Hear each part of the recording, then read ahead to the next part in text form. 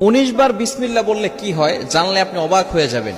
বিসমিল্লাহ মানে আল্লাহর নামে আমি শুরু করছি।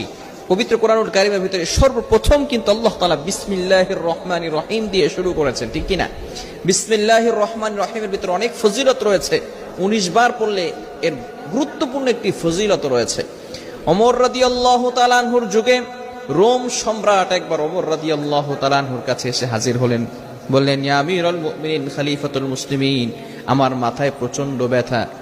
ওমর রাদিয়াল্লাহু তাআলা আনহু এমন একটা টুপি সেই রোম সম্রাটকে দান করলেন। সেই টুপিটা যখন মাথায় দেয় সাথে সাথে মাথার ব্যথা ভালো হয়ে যায়। সুবহানাল্লাহ, বাসায় গিয়ে সাথে সাথে মাথার ব্যথা কি হয়ে যায়? ভালো হয়ে যায়। আবার যখন সেই মাথার টুপিটা খুলে ফেলে আবার তার মাথা ব্যথা হালকা হালকা শুরু হয়। এবার সকলে অবাক হয়ে গেল সেই টুপির ভিতরে কি আছে। ওমর ইবনুল খাত্তাব রাদিয়াল্লাহু তাআলা আনহু টুপি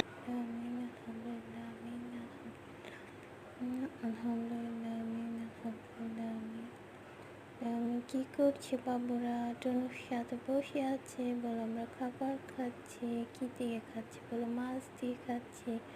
আবার খেয়ে ঘুমাবো।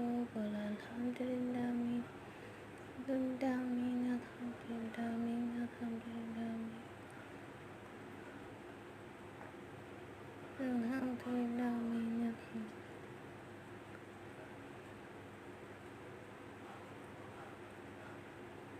আলহামদুলিল্লাহ আমিন, আলহামদুলিল্লাহ। বাবু কি করছে? মুন্না বাবু বসে আছে। মুন্না বাবু খাবার খাবে, তারপর ঘুমবে। বলো আলহামদুলিল্লাহ আমিন, আলহামদুলিল্লাহ আমিন, আলহামদুলিল্লাহ আমিন, আলহামদুলিল্লাহ আমিন, আলহামদুলিল্লাহ